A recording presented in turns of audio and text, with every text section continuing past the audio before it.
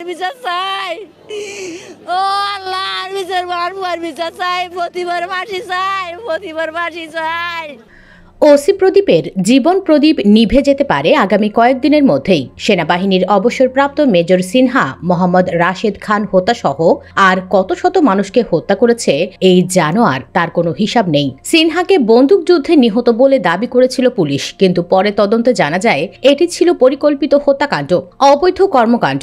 প্রদীপের বিরুদ্ধে অনেক আগে থেকেই চাঁদাবাজি, ক্রস ফায়ার দিয়ে মানুষ হত্যা, মাদক ব্যবসার সঙ্গে সম্পৃক্ততা ইত্যাদির অভিযোগ ছিল। মুসলমানদের অত্যাচারের জন্য যে হাসিনার কাছে সেরা ছিল, যাকে তাকে শিবির ট্যাগ দিয়ে হত্যা, গুম, ক্রস ফায়ারে নিত এই ওসি প্রদীপ। কক্সবাজারের আনুমানিক 600+ মানুষের গুম খুনের সাথে জড়িত এই ওসি প্রদীপ কুমার দাস একসময় খুবই ক্ষমতাবান পুলিশ অফিসার ছিলেন। নীতি নৈতিকতা বাদ দিয়ে তিনি অন্যায় এবং ক্ষমতার রাজত্ব কায়েম করেছিলেন, রাজনৈতিক স্বার্থে নিজেকে ব্যবহার করেছিলেন।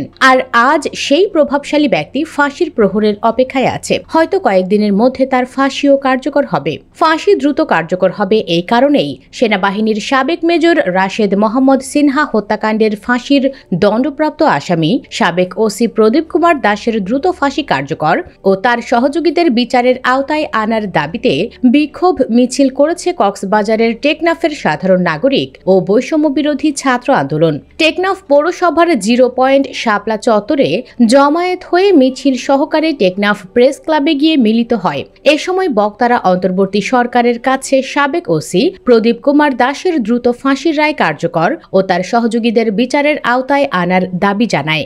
মায়ের বুক খালি করেছে, আমরা তার দ্রুত মৃত্যুদণ্ডের রায় কার্যকর করে। মিছিল শেষে বক্তব্য রাখেন বৈষম্য বিরোধী ছাত্র আন্দোলনের প্রতিনিধিরা। আজকে যারা ক্ষমতার অপব্যবহার করছেন তাদেরও ওসি প্রদীপের কথা মনে রাখা উচিত। আজকে প্রশাসনের যে সমস্ত ভাইয়েরা রাজনৈতিক স্বার্থে নিজেদের ব্যবহার করছেন তাদেরও ওসি প্রদীপের কথা মনে রাখা উচিত। আজকে যারা অপরাধ জগৎ থেকে নিজেকে হিরো ভাবতেছ, মনে রেখো এই পোশাক তোমার জন্য হতে পারে, অতএব সাবধান হয়ে যাও এখনই।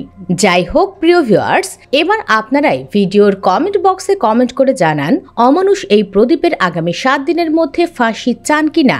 যদি ফাঁসি চান কমেন্ট বক্সে ইয়েস ফাঁসি চাই লিখে কমেন্ট করে জানাবেন আপনার মূল্যবান মতামত। ধন্যবাদ।